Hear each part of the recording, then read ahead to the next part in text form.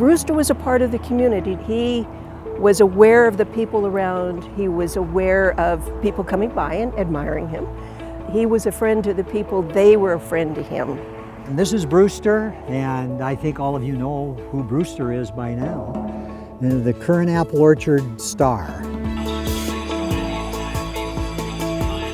Brewster was bred to be a racehorse. He was trained to be a racehorse. They were planning on racing him before his first race, ended up with a respiratory disease. He could no longer race, his lungs were gone. Normally what happens is the horse is put down. So instead, they brought him back to the Curran Orchard. Mr. Curran hand-fed him, took care of him, and there was another colt that they just kept as pets. Hey, we're interested in getting a horse for the apple orchard. Do you have any ideas? And that's how it started. John Jewell was our choice because he's done a lot of projects in our area. We knew him, he was a known entity, he has a history here, and we've admired his work throughout this region. It was a no-brainer, yeah. The process was talking to community members, and especially Catherine and Chuck Curran, about Brewster. We got an idea what Brewster looked like. And once I had that idea, then I could begin the process of drawing Brewster. And I drew him in all kinds of different poses and different positions and so forth, and slowly it started to come together. It took a long while, and it took some discussions, and then I had to learn a lot about the thoroughbred. It was as simple as that. John went out to Emerald Downs. He spoke with the people there who knew thoroughbreds. They let him just sit and watch the horses, watch how they moved, because every breed of horse moves a little differently, has different attitudes. As the horses were going into the track, the horses would stop and I could draw them. But you see, the problem was that these were thoroughbreds. These were beautiful horses. I mean, absolutely gorgeous horses.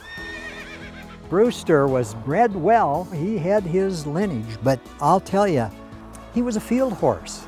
And Catherine remembered him that way. And so things changed.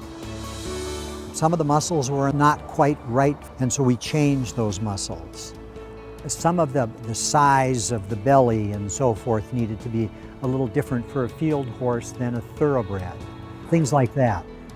He used his granddaughter as the model for the young girl. And she posed, and so I would draw and take pictures and so forth for references.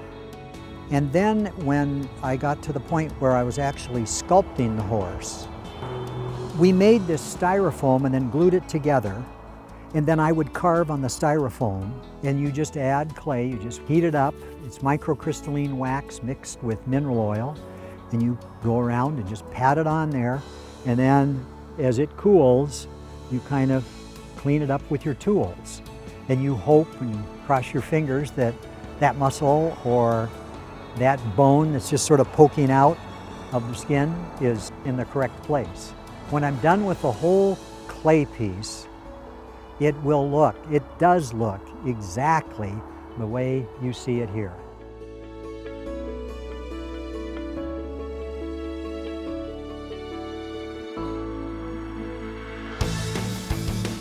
John Jewell invited us down to the foundry in Troutdale so that we could see the process and be a part of it. We had no idea what we were going to encounter, but we got to watch it being poured.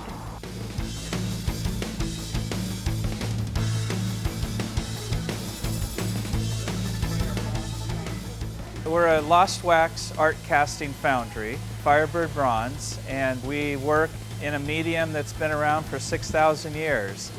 Not a whole lot has changed. It's hard, dirty work, but at the end of the day, we get these beautiful sculptures.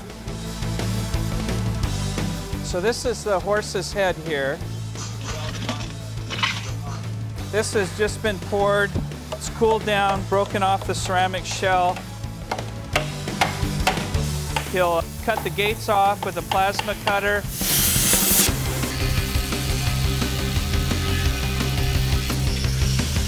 Sandblast the parts clean. Then we're going to weld that back onto the horse. It feels really good to see it. It's really good. It's a thrill. I think the progress is going perfectly. They were lifting up the head and putting it on Brewster's body. And all of a sudden it was real. Watch your eyes. It makes you feel real good inside when you're at that point because you can begin to see how the pieces are going to go together. You know that these other pieces are over here and they're all going to fit. And you're just excited about seeing the piece come out and you just know it's going to turn out right. You just know it inside your being. Once the sculpture is completed at the foundry, then we bring it down to the site. And that was a lot of fun. My family was here, everybody was here. And when I look at this now, I see my granddaughter. I also see Catherine Curran. When she saw the sculpture, she just couldn't believe how close it was to being Brewster. She saw Brewster. That is the horse. He looks exactly like Brewster. We grew up here and we had cows and the horses and chickens, and it was just a great life, and it means everything to have this preserved as a park. I just couldn't be more proud of my heritage. And then they picked the horse up off the trailer.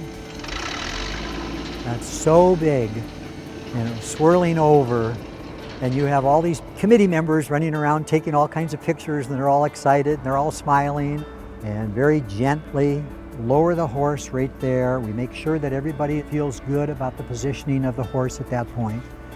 And some people will say, no, a little more to the left, a little more to the right, turn it a little more. Somebody was standing over here saying, hey, you know, that's not quite right. Someone over here, that's perfect. You know, you just keep working it until you finally get it just where you want it. That was exciting. Public art enhances a community and it makes you smile. I invite you to come to see Brewster, be a part of the orchard, be a part of the community, enjoy what's around you. It's to make your life just a little bit better. People who live in University Place are very, very blessed.